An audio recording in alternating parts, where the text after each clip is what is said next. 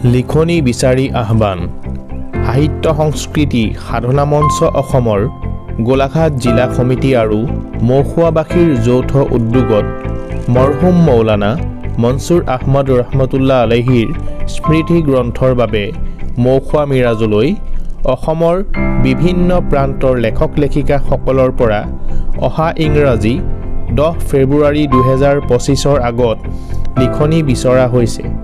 সদাশয় ব্যক্তিয়ে তেওঁৰ জীৱনৰ আলোকপাত কৰি লিখনি পঠিয়াবলৈ সম্পাদকৰ নম্বৰ 6000814692 আৰু কাৰ্যকৰী সম্পাদক 7002653254 নম্বৰত পঠিয়াব পাৰিব।